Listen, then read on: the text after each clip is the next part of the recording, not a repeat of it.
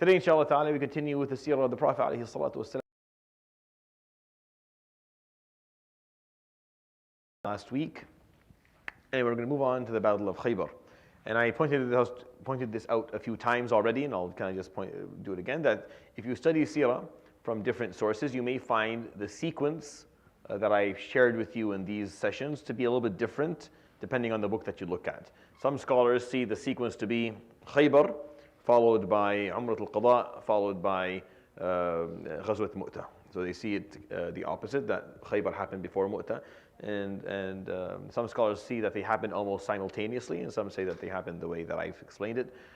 We don't know for sure, so it's okay if you end up remembering or memorizing the seerah in a little bit of a different way. It's fine, because there's difference of opinion on this issue among scholars.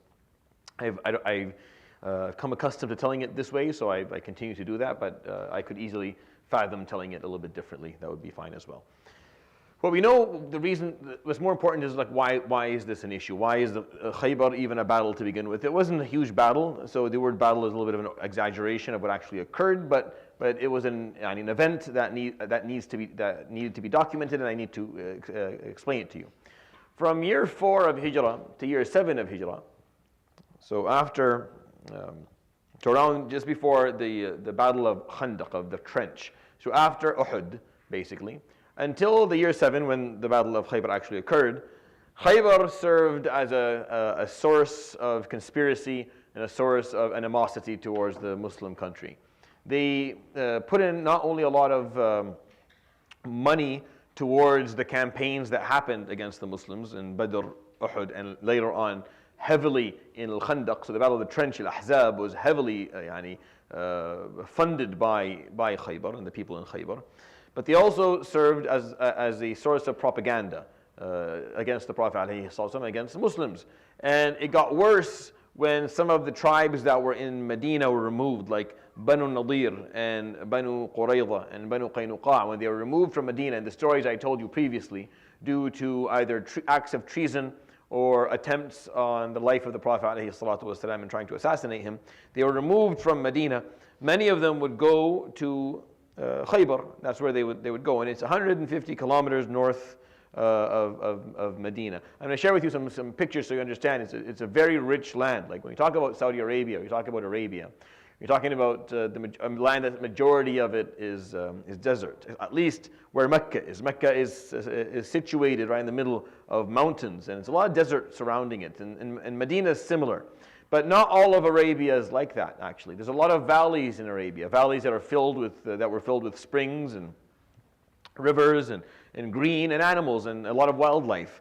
And there are a lot of cities. If you go to Ta'if today, still if you go today to Ta'if, you'll find there's a lot of green there. It doesn't fit the typical vision that we have or understanding of Arabian deserts. But the Mecca was kind of situated in the middle of that desert, and most Arab were very accustomed to the desert and the climate that the desert brings. Khaybar was extremely wealthy. Khaybar was a very, very wealthy area. Wealthy not just in currency, in gold and silver, but also in green. It had a lot of dates and a lot of crops were grown there. In addition to that, it was well protected. There were eight castles that had high walls that surrounded them. Some of them were layered, meaning a castle had surrounding walls. Within those walls, if you get the castle, there's another set of walls with a castle inside. So sometimes a castle had its own walls, and the walls of the castle that's outside of it, and the walls of the castle that's outside of it to protect it. But altogether, there's 8 of them within that area, known to be almost impossible to penetrate historically, meaning they had never actually fallen due to siege or war. None of these castles had fallen. There were a lot of warriors in there. Khaybar had around somewhere between 7,000 to 10,000 people who could bear arms within it. They were self-sufficient for the most part, meaning if you performed a siege around them, preventing them from trade, they could survive for over a year without requiring any trade. And most armies don't have the capacity to situate themselves in siege for a year. The soldiers will die of starvation. It's impossible. So it was hard to imagine that they could ever penetrate these walls. the real problem for the Prophet ﷺ with them was their connections with the Romans and the Persians. They were well connected with the two empires that surrounded the Muslims. The Muslim Ummah, the Prophet ﷺ had a long-term vision for this Ummah. Even though he was just living in Yathrib or Medina at the time, however, he saw the future of what this was going to become. And the threats that existed for the Muslim Ummah were the neighbors to the northeast and the northwest. The northwest, where the Roman Empire ruled all of Isham, or most of Isham and Eastern Europe, and the Persians that ruled eastern part of Mesopotamia, Iraq today, and Iran, and what today is the Stan countries. So the Persian Empire and the Roman Empire, basically they shut off the Muslim Ummah from accessing the world, because you're in a sub-peninsula, right? Arabia is all water. On its east, it's water. And the Gulf, on its left, to the west is the Red Sea, and to the south is the ocean. So really, they don't have access to land if they don't go north, and north was cut off by the Romans and the Persians. So it was a long-term problem for the Muslims. It was a long-term problem. The Prophet ﷺ's problem with Khaybar is that they are funding the annihilation of the Muslim Ummah. They're spreading propaganda, but most importantly, and the reason that he moved towards them, because he hadn't moved year 4, 5, 6, nothing. They were conspiring, they were paying people they were actually, the number of times that they paid Murtaziqa, which are mercenaries, to perform or to put together a small army to try and raid Medina are so many that I don't count them for you in Seerah. I don't go through each one of them. He had to neutralize all of these threats, alayhi salatu wasalam, funded by Khaybar, because the people would admit where they got the money from. He didn't go after them, alayhi salatu wasalam, because he didn't want another war opening. He didn't have another war front. The reason that in year 7 he finally moved towards Khaybar is because they started to communicate with the Persians and the Romans with a plan of bringing an army to destroy Medina. Like they started going out to them saying, there's a real threat now here. For the longest time, Arabia was not a problem for you guys, but now there's a threat. This man and his people, they are causing chaos. That you need to neutralize him. So he started reaching out to the Romans and the Persians, looking for support, military support, to come after the Prophet. That's a problem. That's going to be a problem, because now we're bringing. Now it's going to turn into a world war. Now he's bringing in foreign troops to try and. So and how do you know that? Because the Prophet, if you remember a few weeks ago, when we talked about the correspondence he had with kings, he was corresponding with kings. He had open communication with the leaders of the land. So he knew, alayhi salatu wasalam, when certain leaders were talking to other leaders about things. Meaning he was cued in to those lines of communication. So he knew that Khaybar was in communication with the Romans, in communication with the Persians, with the intention. Because after the Battle of the Trench, after the Ahzab, after the Confederates, Khaybar, and Huyay ibn Akhtab, and Kinana ibn Abi al-Huqayq, and Salam ibn Abi al-Huqayq, and all of those leaders, when the Battle of the Trench failed, after they had paid Ghatafan and he helped Quraysh put together all of the Arabs to go and annihilate Medina, they started looking for foreign forces to do this. Like they lost hope of the Arabs doing it, so they started looking elsewhere. Once they started doing that, the Prophet ﷺ had to move. He moved immediately, alayhi salatu wasalam. It was actually quite. It was quite shocking to the Sahaba, because they knew what Khaybar was doing for the last 3 to 4 years, right? And the Prophet ﷺ had just signed a peace treaty with Mecca, with Quraysh, and this was bringing in so many new Muslims. And they had just finished, or within this time frame, they had to go after for Mu'tah to defend the brother who was murdered by Al-Ghassasina or Manadhira. So he had to go up and fight the Romans.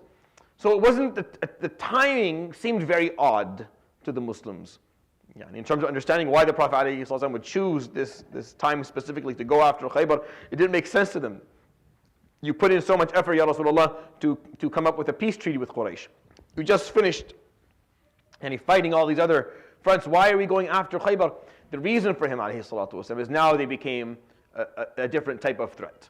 Now they were seeking foreign troops to come into the land. His goal, alayhi salatu wasalam, was to go and perform a siege. A siege is when an army sits around a castle and stays there long enough and forces them to surrender. His goal was to come up with a peace treaty with them. Like come up with a sulh, some degree, some way of leveling the battle, the battlefield here with them. And that's why he went. He went with 1,400 people, alayhi salatu wasalam. 10,000 warriors on the other side, with 40,000 trees, or 8 castles in total. He leaves with 1,400 people, alayhi salatu. It's a very small number in comparison. Like I said, all of the conquests that he went on, alayhi salatu, aside from Makkah, that I'm going to talk to you about, inshallah, in a few weeks, or aside from that, the numbers were very small. The largest of them was Mu'tah, when he wasn't there, alayhi salatu. He sent, that was absolutely all of the Muslim men and women who could bear arms were on that battle. But when he went to Khaybar, he only took half of that number, so 1,400 men, which is actually quite small. It's 150 kilometers north. On the other side are these leaders, Huyay bin Akhtab and Ka'b bin Ashraf. These men who had left Medina previously. They were bitter about the fact that they had to leave Medina after betraying the Prophet ﷺ and trying to murder him, and also at the same time performing treasons during war time, like Banu Qurayza. They were bitter that they had to leave. So they were working relentlessly to try and come up with a plan to raid Medina again. The Prophet ﷺ, before anything came to fruition, they found him at their doorsteps. He had brought his army, والسلام, and performed a siege right in front of these castles. And I shared with you a few. So these are castles that still stand today, by the way. Like if you were to go to Saudi and you want to visit, you can see that they can take you and you can see some of the remnants of the qila' of Khaybar. And these are some pictures from a few of them. This is probably the most impressive of them all. And you can see these are large. These are big castles, and you can imagine that maybe kilometers away from the castle were high walls, and these walls were well protected by soldiers and their military. So it was hard, and you can see there's a lot of green, a lot of palm trees and sources of. So they were kind of well off. Another few pictures of kind of what these castles look like today if you were to go and visit. I actually went to one of them when I was a kid and saw them. It's quite impressive. His goal was to force their hand to a treaty, alayhi salatu wasalam, as he did with Quraysh in Hudaybiyah. When he forced their hands to sign a treaty, he wanted to force the hands of the people of Khaybar to sign a treaty. And the reason we know that it was not his intention was not war, is that altogether only 96 people died. Like this whole thing, this whole conquest of Khaybar, from both sides, like from the Muslim side and from the enemy side, 96 altogether. So less than 100 people actually fell. The goal was not for there to be a bloodbath, but really to force the hand of the enemy to kind of make a difference. So to tell you the story of what happened, the Prophet ﷺ makes his announcement that we're going on a conquest. He would never tell people where he was going, ﷺ. He always he chose a different direction than the one he was actually going in. So if he was going north, he would act like he's going east, or if he's going west, he'd act like he's going south. Like he'd always pretend that he's going in that direction, so that if there are any spies, they give false information back that he's headed to the west. He's going somewhere there, and then he starts moving with his army west, and then he turns around and he goes in the direction he wants to go. There's only once or twice that he pointed out exactly where he was going, and one of them was Mu'tah. Mu'tah, he told everyone, "This is where we're going. We're going to the north for the Romans." There was no muwara in that one. But Khaybar, as all of his battles, alayhi salatu wasalam, he never actually gave out the direction he was going in. So he would head west first and then go northeast towards where Khaybar was. On the way there, this is a story that I love to tell. It's the story of this young girl. So on their way there, they find maybe a 10-year-old girl with the army. Her name is Khadija, by the way. And I always thought that I know that this is something that Allah subhanahu wa ta'ala gave the Prophet alayhi salatu wasalam as a way to reminisce a little bit for a moment, because that name, it means a lot to him alayhi salatu wasalam in his life, and she had passed away at that point, maybe 10 years ago. It was a decade prior to that moment that his beloved had passed away. And they found this young girl, and they asked her, like, who are you with? I'm not. Where's your mom? She's not with you. Where's your dad? No one. Why did you come here? He said, I wanted to go with Rasulullah alayhi salatu. He's going towards the Bayt. I don't want to go with him. But they didn't, and they're already 100 kilometers into this battle. They can't send her back. So the ladies who bring her over to the Prophet alayhi salatu say, Rasulullah, you have to hear this. It's hilarious, but at the same time, it's an issue of concern. So what to do? So they come to the Prophet ﷺ, هذه خرجت يعني لا والد ولا والدة. She has come out, she has left with us in the army, and somehow no one noticed, and she has no father nor mother with her. Like she has no relatives, she's alone. فقال عليه الصلاة والسلام ما أخرجك? Why are you here? فقالت خرجت معك يا رسول الله. I left with you. You went for jihad and I left with you. فقال فأردفها خلفه عليه الصلاة والسلام. So he had her sit behind him on his horse عليه الصلاة والسلام the whole trip. تقول فكان إذا نزل أنزلني وإذا طعم أطعمني وإذا سقي سقاني. If it was time to rest, he would prepare a place for me to sleep and rest. It was time for food, he would bring the food to feed me. If it was time to drink, he'd bring the drink to drink me, to pinch my thirst. And she stayed. فبقيت معه عليه الصلاة والسلام طيلة الرحلة. I stayed with him the whole time, and this was over around 20 days or more, maybe up to a month. The conquest, any conquest takes a long time because it takes maybe 4 or 5 days to get to your destination, and then maybe more than that to get back, depending on how far away it is. 150 kilometers. Imagine going 150 kilometers on camels or horses. This is not it's not going to happen in a few hours as we today with cars. So this is a week to get somewhere or with an army, and a week to get back. And then of course the conquest itself is around 20 days or so. So she's out of her, but they have nothing. He can't send people back out of his system. He needs the people he has. He cannot afford to send 3 or 4 people to take her home and then lose someone who's come with him with a specific goal. تقول حتى انقضت الغزوة, until the battle was had ended. فعدت معهم, and I came back with the Prophet عليه الصلاة والسلام.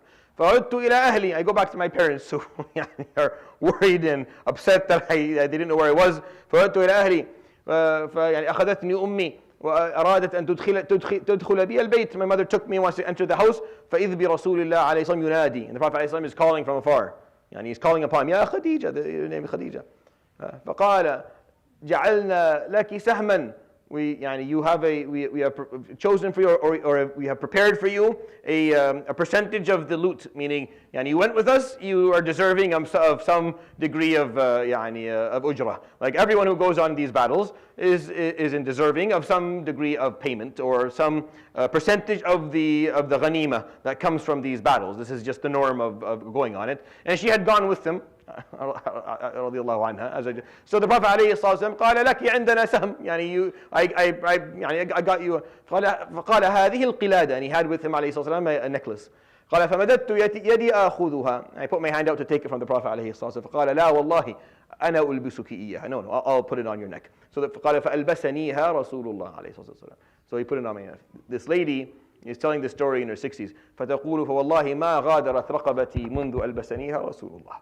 I have not removed it from my neck from the day he put it on my neck عليه الصلاة والسلام. وإني أوصيت أنها تجعل معي في قبري إذا مت. And I have made the وصية, when I die it has to stay with me. حتى إذا خرجت يوم القيامة ناديت النبي صلى الله عليه وسلم. The day of judgment I call upon the Prophet عليه الصلاة والسلام. يا رسول الله أنا صاحبة القلال. I'm the one that you gave the necklace for on the day of. رضي الله عنها وأرضاها. And I always thought, and this is just from my own observation of the story. You don't find this in the books of Seerah, just my own kind of observation. The Prophet ﷺ at that point, how old is he? This is year 7 of Hijrah. Anyone want to give me a stab? How old is he now? ﷺ? He was 40 when he got his wahi, right? And he was 53 when he left Medina, Mecca. 7 years in, he's around 60, ﷺ, right? 60 is a significant number in the life of the human being. Like it has significance to it. It's when you're kind of now elderly, like you're older. You're no longer, you can't call yourself a young man anymore. Like it's, you want to, but you can't because the number 60 is kind of staring at you, so you're stuck with it. So he was 60 alayhi salatu wasalam. He wasn't young anymore in his mind. And of course, he doesn't know how much time is left. The average or the median life expectancy back then was 38. So he had already lived way beyond that, alayhi salatu wasalam. Most people died in their 60s back then. They still do today, if you're outside of Canada, and places where they have a lot of healthcare. Most people do. So he's thinking, alayhi salatu wasalam, about succession. We talked about this in Mu'tah. He sent them, he didn't go with them on Mu'tah, because he needed to train the Sahaba for succession, to pick up, to carry the baton, to move this forward. We're not going to live forever. We need the young next generation to carry this. You have to have learned. You have to be in the right mindset. You have to have the right skill set so that you can carry this, so that you can move forward with it, so that it's not going to die with us. It has to continue with you. So for him, alayhi salatu wasalam, that's the most important piece, because he's the first one in this story. I'm only a small piece of a huge chain. It doesn't make that much of a difference. There's millions other. But for him, it's only him. He had to make sure succession was going to happen appropriately, alayhi salatu wasalam, in his life. So for him, this was a big part. And then he's thinking about this all the time. That's how I imagined this. And then this 10-year-old girl, out of nowhere, finds herself, decided to go on the ghazwa with the Prophet alayhi salatu wasalam, without, and her name happened to be Khadija. Just happened to be the name of the woman who once supported him through all of this. The lady whom he loved the most. The lady who was there with him at the beginning, who supported him through the difficult years. The lady who's not with him anymore, who passed away. As if Allah subhanahu wa ta'ala is showing him, there's another one. Yes, that Khadija is gone, but there's another one, you see. Another Khadija is coming along. And they will come along. Generation after generation, they'll come along. As you take care of them, as you educate them, as you continue to support them and nourish them, they will come along. So Khadija, yes, is gone, but here's another one. She's 10. A few years from now, you educate her now, she'll become a leader amongst her people later on and continue this deen. And I feel like that was meaningful to him, alayhi salatu wasalam, right? Because the story is interesting. Like he didn't have to.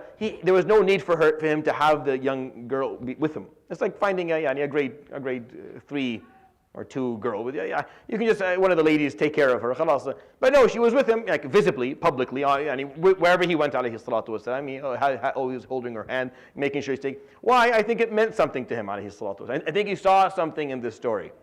And when she told him her name, it kind of clicked in his mind, alayhi salatu wasalam, and it was sentimental. Oh, so this is Khadija? Okay. Yeah, well, Allah yarhamha, she's gone, but no, I understand now. Right? So it was a little bit of I think the way I see it, it was a beautiful message from the Almighty subhanahu wa ta'ala for him, alayhi salatu wasalam, that doesn't die off with you, or with her, or with anyone else. And if you continue to do the work, the next generation of Muhammads and Khadijas will come along.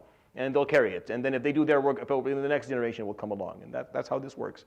I always found that to be an interesting story to kind of share about his life, alayhi salatu.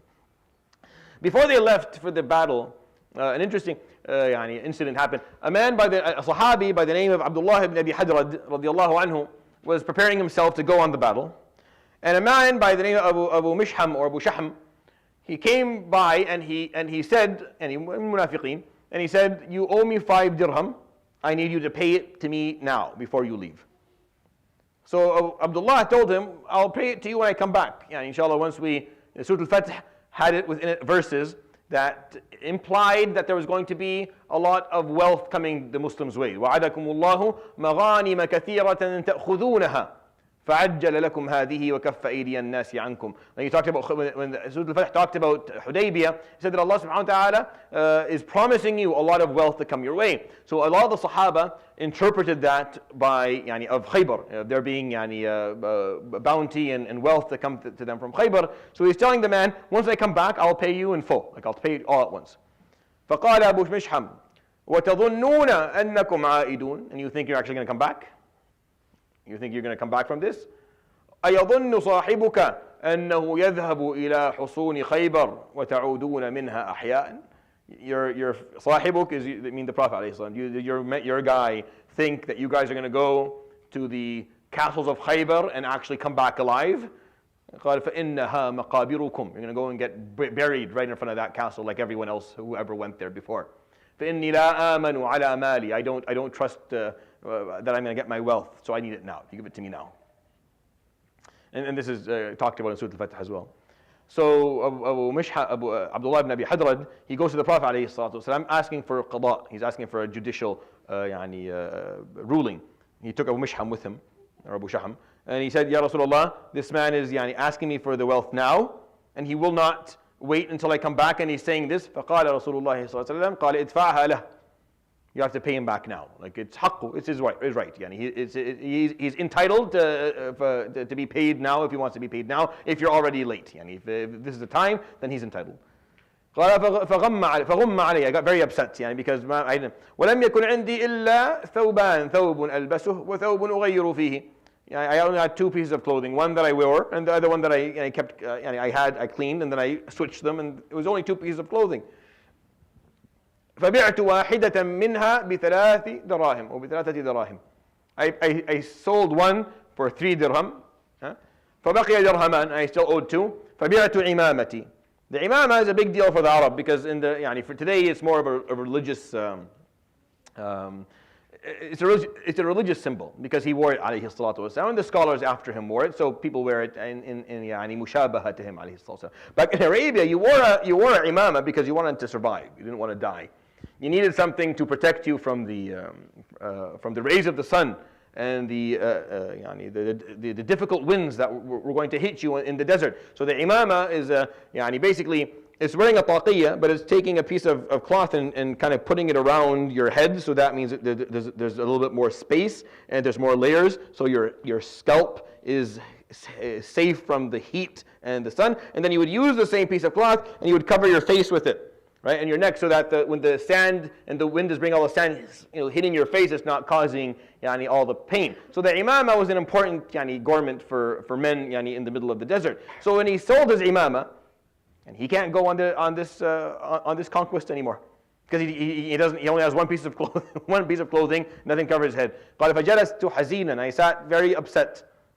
فمرت بي عجوز من عجائز المسلمين, and an old lady walked by me when I was sitting there. فقالت ما بك يا صاحب رسول الله. What's wrong with you, O companion of Muhammad عليه الصلاة والسلام? Why are you sitting here? فقلت ليس عندي ما أخرج به مع رسول الله. I don't have with me the provision that allows me to go with the Prophet عليه الصلاة والسلام. I don't have enough. فقالت ما ينقصك, what is it that you're missing? فقلت عباءة وعمامة. فقالت أما العباءة فهذه لك. As far as the cover, I'll give you what I have. And she gave him her عباءة. قالت أما العمامة فدونك هذه فاشتري بها. As for the imama, here's a dirham or something. Go buy something, a piece of cloth to cover your head. فيكون ثوابي معكم إذا خرجتم, and this will be my ajr with you as you leave. I can't leave with you to be a part of this conquest of the Prophet عليه الصلاة والسلام, so I'm going to put this wealth as a way for me to get the ajr as you go. فيقول عبد الله فأخذتها فخرجت مع رسول الله صلى الله عليه وسلم غنمت من خيبر غنائم كثيرة فكان مما غنمت أسرى لأبي مشحم. After the battle, after we won the battle, I was granted bounty, and amongst the bounty were prisoners of war that I had. One of them was a relative to this man, Abu Shaham, a relative. قال فابتاعه مني فاقتاده مني ب1000 dirham, and he paid me 1,000 dirham to get him out of. I gave him 5. ردها Allah subhanahu wa ta'ala عليه 1,000 for what he did. Subhanallah Rabbil Alameen. When the Prophet ﷺ made it towards Khaybar, and this is something that is narrated in the collection of Imam Ahmad, and it's something he did often ﷺ, or all the time whenever he was going on a battle. Whenever he came, or when he was going on, he was traveling, once he came to a city or a township that he had not been there before, or that he's entering either with the interest of tijara, of trade, or the interest of ghazwa, there's a battle of some sort, he would make this dua. He would say, Allahumma رب السماوات السبع وما أضللن. O Allah, the Lord of the 7 skies and all that which they cover and they offer shade upon. ورب الأراضين السبع وما أقللن. And the Lord of the 7 earths and all that which they carry, all the people that walk around on them and all that life that exists upon them. وَرَبَّ الشَّيَاطِينِ وَمَا أَضْلَلْنَ. And the Lord of all of the demons and all those whom they have misguided. وَرَبَّ الرِّيَاحِ وَمَا ذَرَيْنَ. And the Lord of the winds and all the good and bad that they bring people within this world. فَإِنَّا نَسْأَلُكَ خَيْرَ هَذِهِ الْقَرْيَةِ وَخَيْرَ أَهْلِهَا. O Allah, we ask you the goodness of this land and the goodness of the people that live in it. وَنَعُوذُ بِكَ مِنْ شَرِّ هَذِهِ الْقَرْيَةِ وَشَرِّ أَهْلِهَا وَشَرِّ مَا فِيهَا. And we seek refuge in you from the evil that exists within this village or this town, and the evil of its people, and the evil that is situated upon it, or that has become it. And this is the sunnah of the dua he would make alayhi salatu. So anytime you're visiting a new place of, you're traveling or visiting somewhere new, this is a dua to memorize from the Prophet alayhi salatu. He would say this every time. He would call upon Allah subhanahu wa ta'ala as the Lord of the cosmos, and the earth, and the wind, and all that, and the demons, all those that cause evil. And he asked Allah subhanahu wa ta'ala for the goodness of this place, and to be protected from the evil that exists in this place. And he would say that alayhi salatu because he doesn't want bloodshed. He wanted this to end in a way that was not going to be violent.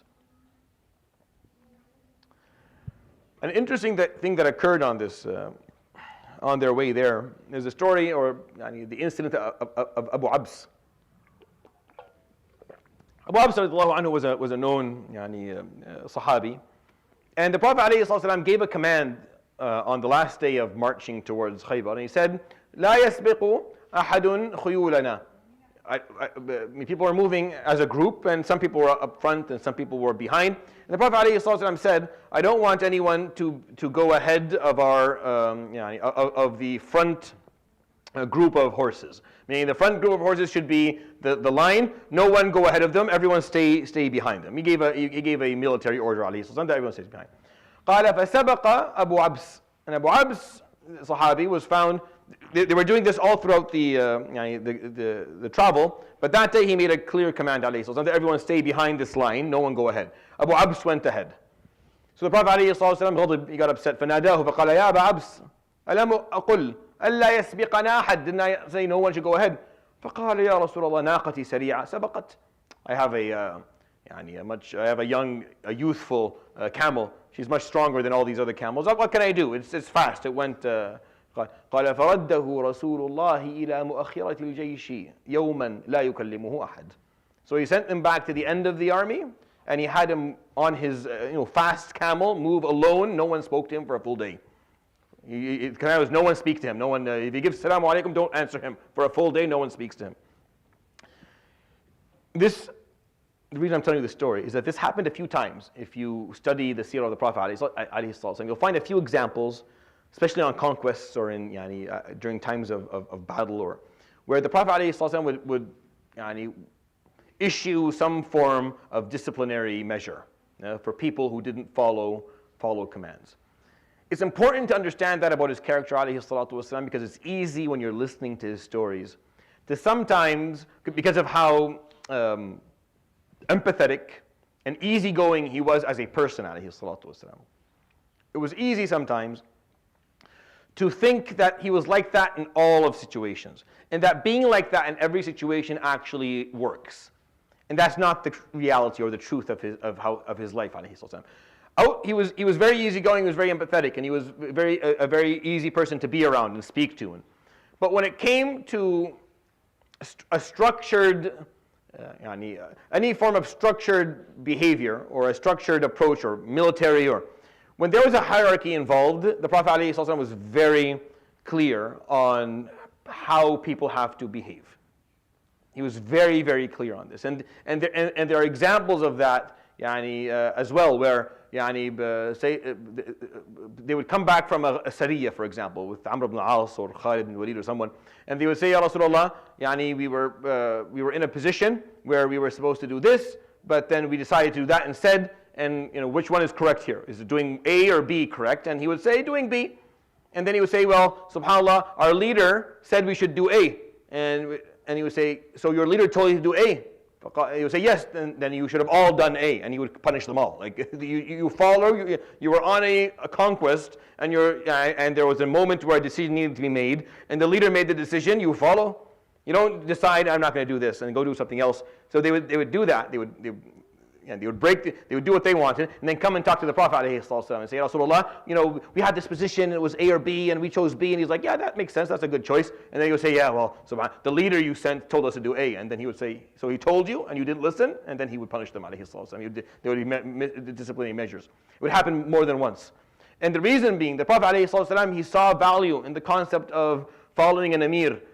He would never allow. He would say عليه الصلاة والسلام ما يخرج ثلاثة إلا ويؤمرون عليهم واحدة. That if three people are to do something together, they have to choose an emir. Emir as a leader. Like they have to choose someone who breaks the tie, or someone who is in charge. They shouldn't just exist as a trio and just kind of make things work. They have to have some form of leadership. Without leadership, you can't get anything done. You can't get anything done. If there's no leadership, nothing gets done. Both people can't drive the car. One of them is actually driving the car, and the other one just has that toy that kids enjoy to just move around, to act like they're important. It's not working. If they're both driving the car, then they're going to have an accident 100 times out of 100. Like 100 times out of 100, you put two steering wheels in a car and let people go, they're going to have accidents. It's impossible. You need some form of leadership. Leadership does not mean dictatorship. It's not synonymous. It doesn't mean that the person who is leading does whatever they want, however they want, whenever they want, and doesn't take feedback. No. But there has to be a structure. There has to be a hierarchy. So when the Prophet ﷺ in a battlefield or in a battle gives a command, you follow. There's no, I didn't feel like it, or I had a quicker camel, or I didn't think, it didn't make sense to me, or I didn't feel like. You just follow. You can come back and argue and talk about things later on, but at moments like these, you have to go with there has to be some degree of leadership. There has to be a structure. If you have a structure and leadership, and you issue a command of some sort of instruction, and people don't follow because they don't feel like it, or don't agree with it, or don't enjoy it, then nothing gets done. If you do that, right, because you don't like your leader, well, what happens when you become a leader and someone under you does the same thing? The hypocrisy that you find from people is absolutely astonishing. Like the hypocrisy from people who don't follow leaders, but then are put in a position of leadership, and then crack down on those who don't follow their commands is absolutely astonishing. And it's sickening, honestly. The concept of leadership in Islam requires two parties. It requires leaders, and it requires those who are willing to be led. You have to have both. An important part of your deen is accepting leadership upon yourself. It's not leadership that is unquestioned. It's not leadership that is uncensored. It's not leadership that has no regulatory methods to hold it accountable. Well, but it is leadership. And this will require, at some point throughout your experience, that you follow a command that you don't fully agree with within a structured approach to something. Like it just has to happen that way. There's no other way for things to survive. Wallah, like no companies will survive, no school, nothing does. If there's like a marriage won't, wallah, nothing will. You need this concept to be clear. And right now, we are an ummah of 2 billion with around 1.8 billion leaders and barely 200 million infants who are not leaders just because they don't understand the concept yet, but once they grow up, and they'll be leaders as well. We have 2 billion people who are all khawajas and all shuyukh and all ulama and all political leaders, and they all have opinions, they're all going to do what they want. So that's why nothing's going to get done. That's why we can't get anything done in any of our communities. It's because our communities are not, like we have not learned the adab of being a part of a community, being a part of a group, where sometimes you are in charge, you are held responsible, like you're responsible of making a decision, which is actually the worst thing in the world, where you have to make the decision, and then you have to be the one person who is accountable for the consequences of that decision. Worst thing ever. Being a part of a structure where you're following commands is not that bad, because you're not responsible for the decision itself. But we don't have either. We don't have people who are actually willing to make decisions and own them, because when you're a leader, you make a decision and then you own it. It's your decision. You're responsible for it. You're accountable for it, right? When people don't like it, the ticket ends with you, people come and ask you about this. That's very important. You can't have, the reason that the world now is filled with committees and boards is because it's a way to dilute the responsibility. So like, who's responsible for this? And then there's no one. No one's responsible for this. No, we don't know. There's no one to be responsible for. There's no one that you can hold accountable, which is why there's like 1 billion lawsuits in every country because there's no one who you're trying to blame someone. But the ticket ends with someone. In any story, someone has to be responsible. And the one responsible has to be obeyed within the capacity of what it is that they're doing. I'm not talking about your boss at work. When they give you an instruction, you follow it. If you don't, you get fired. You get fired. They're going to fire you. They're not going to keep you. Why would they keep you? Your whole job is to follow the instruction of your leader. And then their leader is responsible for the outcomes of what's being done. They're not going to command you in terms of your marriage. They're not going to instruct you in terms of your deen. They're instructing you within the hierarchy of what you're doing. The Prophet ﷺ understood this very well. And he disciplined people who did not respond to it appropriately. He did not put up. like his empathetic side is very well established. There's a million stories of how Rahim and easy go. I just told you a second ago about the little girl. But when it was an issue of, when there was structure, when there was a hierarchy, when there was seriousness, and a command was given and someone decided not to follow, that was no longer. And he became very strict, alayhi salatu wasalam. And it's because of that the Sahaba learned, okay, that when to be easy, when to not to have a problem. Masajid, they're open spaces. People are here. They come back from different backgrounds. They're old and they're young and they speak Arabic and they don't, and they know the Quran, they don't. There's not a place of hierarchy where we have to command people. Yeah. But then there's other spaces where it is, where you absolutely need that. You can't run things. So just remember that a little bit as you kind of study his life, alayhi salatu wasalam. That yes, he's very rahim and very easygoing, but he did understand this piece very well. And he prepared a generation of men and women who understood it as well. So when Abu Bakr got the bay'ah, everyone fell in line. Everyone fell in line. And when Umar was given the bay'ah, everyone fell in line. When Uthman got given the problems of our ummah started when a group decided that they weren't going to fall in line anymore. When the Khawarij decided we don't like Uthman anymore, so we're going to go and try and kill her, kill the Khalifa.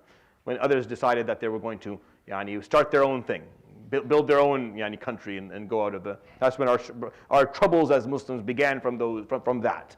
From those who thought they were too good to be led. They were too good to be a follower. It doesn't mean that you are mindless. Doesn't mean that you don't have an opinion. Doesn't mean that you don't stand for something. But in order for this to work, that has to be the case. Someone has to take the reins. Not everyone. We can't all lead. We can't all drive the car, yaqi. We can't. Some of us have to do something different. That's all right. You may be destined to be up front. You may not. It's fine. Find your space and find your place where you are and do your job well. And a part of that is feeding into the structure of the group. All right. That's the end of my rant on that topic. All right. Ghatafan. So when the Prophet ﷺ moved towards Khaybar, the people of Khaybar were not naive. They knew that at some point it was going to happen because they had increased the heat. Like they were doing a lot of behind the scenes work, and they knew the Prophet ﷺ at some point was going to find out, and that this was going to become a confrontation. So they were prepared for that. So when the Prophet moved with the 1,400 men towards Khaybar, they had paid off the leader of Uyayna bin Hisn, this extremely opportunistic character within the Seerah, this leader of Ghatafan. They had paid him, and they had promised him a certain amount of the thimar of Khaybar, of the dates of Khaybar, if he'll come behind the Prophet ﷺ with his army. Right? Putting the Prophet ﷺ in a position where he has to now turn around and fight, and then Khaybar can open, so they can switch from both sides. So Uyayna starts marching with his 4,000 men behind the Prophet ﷺ. They're 2 days away. So ﷺ would send a negotiator to talk to him. He says, what is it that you want? How many times are we going to do this? You did this in Uhud, and you did this again in Khandaq, and you did. What's your story? And for him, it's money. It's like I was promised all this stuff. So the Prophet ﷺ told him, we'll match it. We'll match it. Go back. What you want? Is it money that you want? We'll match that. We'll give you this amount. And he said no, because what Khaybar was offering was more than the Prophet ﷺ could offer. Like they had more money. He didn't have as much to offer. And he wouldn't listen. The Prophet ﷺ told him, be careful. If you don't take an offer, then all you get is the safe. You'll get the sword, and I don't think you want that piece. But he was arrogant. He didn't listen. So, and I love this story because it shows you a part of the Prophet ﷺ's military that maybe a lot of us don't know. He had an intelligence group, alayhi salatu wasalam. Like he had his mukhabarat, basically, people who knew and knew how to move things and how to spread rumors and talk about. So he had that group, and Zubayr bin Awwam and Talha were amongst those.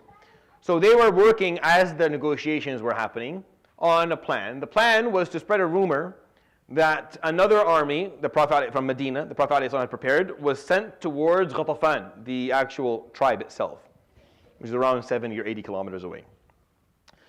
Because he had left with 4,000, Ghatafan, the tribe, was empty. There were no warriors in it.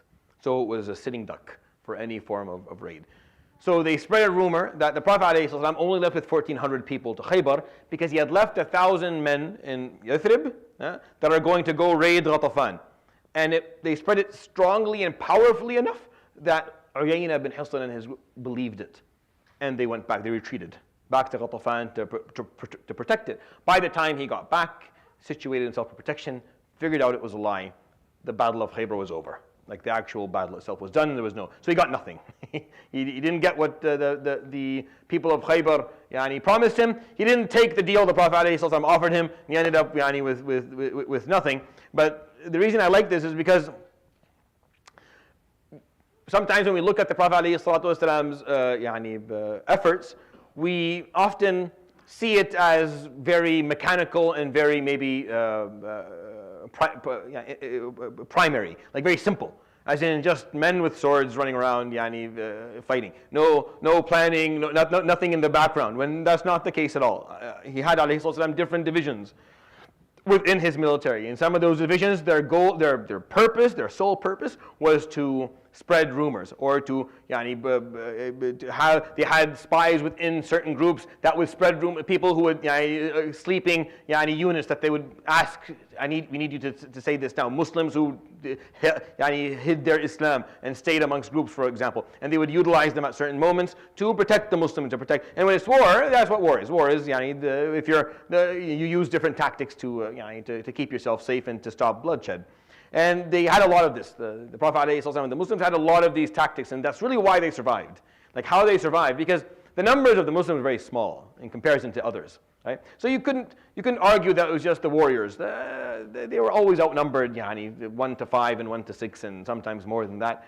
So it was a lot of the work that these people did in the background, like Talha and Zubayr, they kept, and Sa'id ibn Zayd, and the work that they did in the backgrounds to keep things safe. They arrived right at the castle of Khaybar, the first wall, the first one. And they set camp. Once they set camp there, a man who you only find his name in Seerah twice, once on the day of Badr and yet again, and then again today, Al-Hubab ibn al-Mundhir comes to the Prophet ﷺ again. And he asks him the same question he asked him on the day of Badr. Same question. He said, Ya Rasulullah, أَهَذَا مَنْزِلٌ أَنزَلَكَهُ اللَّهُ? Is this, is our campsite a place Allah, the Divine, told you for us to be here? فقال قال أمنزل تحبه فنفعله لك? Is it a space you love, so we stay here just for you, for your sake, to be happy? فقال لا. قال أهو الحرب والمكر والخديعة? Is it war and all of the cunning and planning of war? فقال هو الحرب والمكر والخديعة. It's war.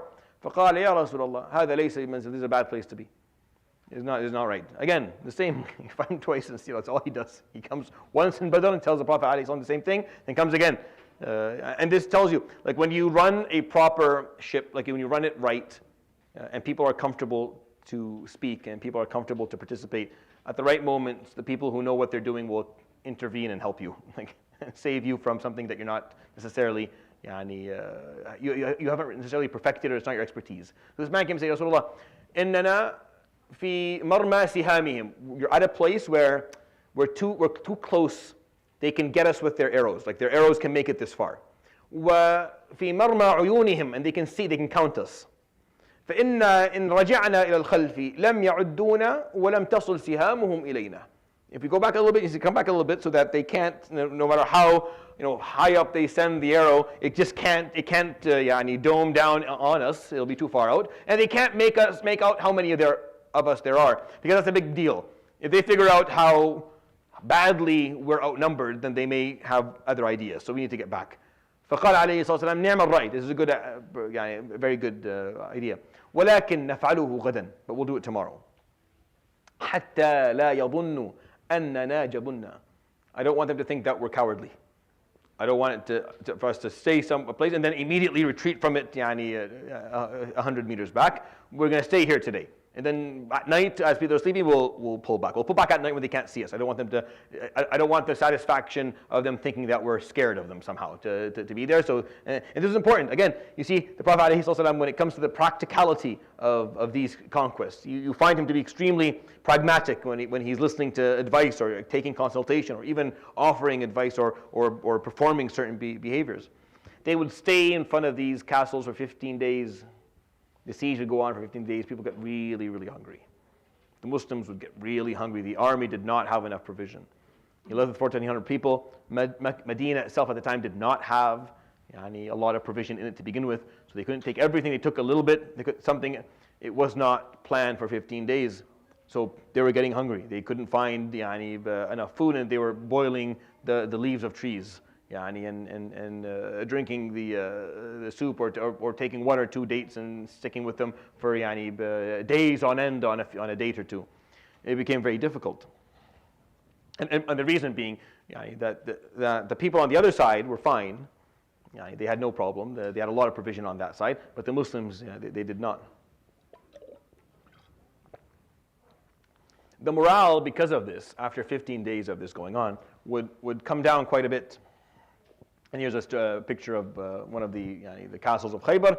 Always castles are situated on high mountaintops, so you can see everyone. And then the walls are right at the beginning of the valleys that are around the mountain. So that's where the walls are. So when you're walking, the wall is high and you're going upwards anyway. So it's impossible. Like, it's very hard to do it, because if a wall is on this type of land, like on flat land, then you can figure out ways to go. But when the wall is put on the earth, on an earth that's already slanted upwards, then your disadvantage is worse. You're standing down, and the wall is higher than it is just based on the slant of the land. So you can see the walls for these husun were right at the beginning of their valleys, so it would make it very difficult to penetrate them. So 15 days they couldn't do anything.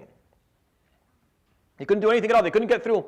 So the Prophet ﷺ would ask one of the Sahaba by the name of Amir ibn al-Aqwa, and he was an artist in the sense he had a beautiful voice.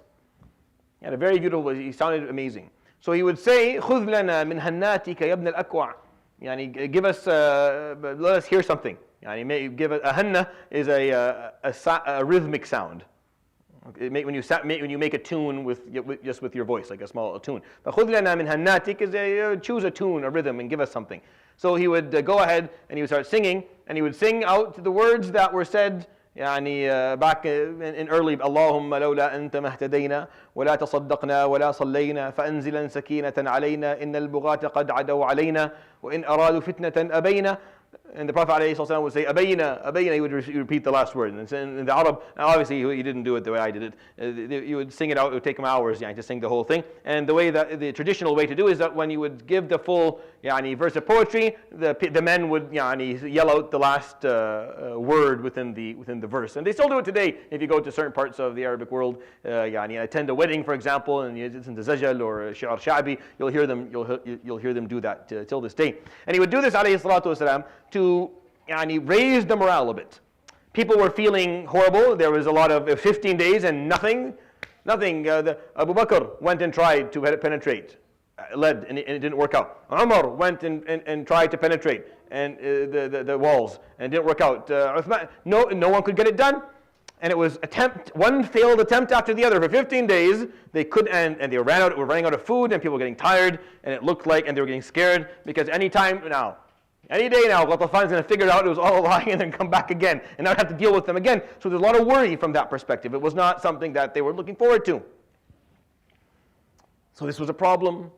The Prophet ﷺ would end up having, so he would ask Amir to make these, to sing, to bring up the morale. This is not the first time I've told you this in the Seerah.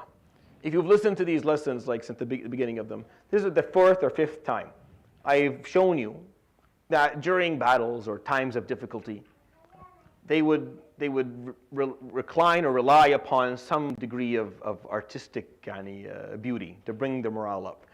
The pieces of poetry that Amir would sing were the pieces of poetry that were sung when they were building the Masjid of the Prophet ﷺ, and later on when they were digging the trench. So these were, for them, historical pieces of poetry, meaning they were coined at a time in their history that was meaningful to them. So Amir chose these verses that all of the people who were there remembered well. All the people who were attending this battle of Khaybar, they knew these words. They reminded them of something. Reminded them of the sacrifices that were put in and the times where they almost lost and Allah subhanahu wa ta'ala saved them and they lived. So it was meaningful to them. And this is what is important in our, the problem with this, the reason I bring this up time and time again is because we have completely dissociated the Muslim community and the Muslim movement within society from art, from any form of artistic growth. And that is very difficult. Like it makes my job like 100-fold more difficult than it needs to be. Because youth are very attracted to art. Art is the expression of the spirit. It's how the spirit expresses itself. It's not a luxury. Art is not a luxury. Art is essential within community growth. Communities do not grow without it. It's impossible. It's not something that you do as an extra thing. And a lot of people think that way, that art is just, no. The arts are what give meaning to life. The arts is how you make sense of loss and make sense of sorrow and make sense of difficulties. It's through artistic expression. It's through proverbs and it's through the words and the writings and the orations of people of wisdom. It's through it's through song and that which moves the soul and moves the heart. These pieces that we tend to look at as inferior, that we tend to think people who do this are they're not that, and the people who enjoy it aren't. No. We give it a secondary, it's not, it's actually extremely important. And I can tell you that in our communities, not only do we not have enough of it, but our youth are discouraged from expressing it. Which is why we have all these doctors and engineers and lawyers and khalas. You have too many of them, I'm good. Every week we meet with one or two shabab in our community to talk about their future, and Sheikh Janab are like, no, let us guess. You want to go into medicine? Subhanallah, I don't know how I must be psychic. It's the same. It's the same thing. I'm not saying that we shouldn't have doctors. I'm a physician myself, so I don't know really what I'm saying here. But the concept is that we have to allow people. Within our society, we need the variety. Like we have to be versatile in the different functions that we have. And the artistic one is, in my opinion, equally important to what we do in terms of teaching. Like when I sit here and I talk about the Prophet ﷺ's life and give you information and try to allow you to inspire yourself by listening to his story, ﷺ, that has to come with a certain dose of art. The Quran itself cannot be read as you read regular text. You are not permitted to do that. We're going to pray Isha in 4 minutes.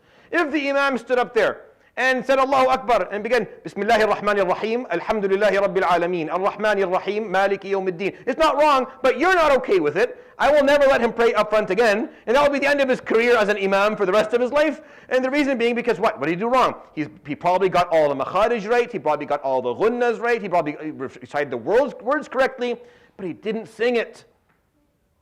Correct or not? He didn't sing it. That's literally what it is. He got all the technical pieces right. He did the ghunna in the right amount. He did the enunciation correctly, did the med correctly, but he didn't sing it. There was no song in his rhythm. He had no tone. So we kick him out. When you go for Ramadan in Taraweeh, what are you looking for? Are you asking, I want the qari who has the most hifz. I want the sheikh who has the most knowledge. Or you're like, I want the guy who sounds the nicest. I don't blame you, because the Quran itself, in all of its beauty, in the divine messaging that exists within it, the divine communication that Allah subhanahu wa ta'ala inserted within it, all of its grace, had to be communicated artistically. It had to be. Forcing upon us within our ummah, in case we didn't want, in case we weren't going to snap out of it and notice it, forcing upon us a certain degree of artistry, even in the way that we're going to deal with the divine word of the Almighty subhanahu wa ta'ala. And that has to be interesting to you. That has to click with you a little bit. And then you look at him alayhi salatu wasalam, during Badr, during the building of the masjid, during the digging of the trench. And he had almost on the way to Mecca for Hudaybiyah for Umrah, you find the Prophet alayhi salatu wasalam encouraging the poets of saying poetry, encouraging they're called al-hadi. Al-hadi is the man who, I'll say this before we go. Al-hadi was the person who was responsible of pacing the camels. So camels, you don't want them, camels are a bit clunky. They're amazing animals. They're absolutely majestic animals, and you should learn about them because they're very rare. They're unique. Nothing is like them. There's no animal that you eat its meat, drink its milk, use its skin, ride it for work, ride it for war and transportation. There's no, a horse, it takes you places, but you can't eat it or drink its milk. A cow you can drink and eat and you can wear, but you can't take it for war. The camel does everything. But camels are clunky in the way they move. So if they have a lot of them, they can start bumping into each other. So camels are extremely intelligent, and they're very artistic. So the camels need a rhythm. Give them a rhythm, and the camels will start hitting their feet on the ground with that rhythm. So you had a man called the Hadi, and the Hadi would sing it out. He would sing out, يعني طلع he so go up طلع البدر, and then the camels hear the rhythm and they start moving based on that rhythm, and they stop clunking and slamming into each other. This is not science fiction. Just go back and read this stuff. This is the norm. They're called the Huda. So the Prophet, and every time he went on a battle, of course there was a Hadi. There were sometimes multiple Huda, people who would do this, and he would tell them, خُذْ لَنَا مِنْ هَنَّاتِكَ. Let's hear something. Give us something. يعني everyone's tired. Say something. Say something to bring up the morale. He would start saying, Allahumma lawla anta mahtadayna, and they would listen and they would remember and they would feel something and bring back emotion and bring up morale. Well, how do I bring up morale in the community? What have you given me? Nothing. Take kids, teach the kids, with what? With what? What? I have no wiggle room. I have nothing. I have nothing. You want me to? I'm up against popular culture with all of their, all of their movies and songs and garbage. That with what? I'm fighting with what? With my little picture there of Husn al-Khaybar and my kursi here telling a story. I have no chance, and our ummah has no chance unless we incorporate the artistic expression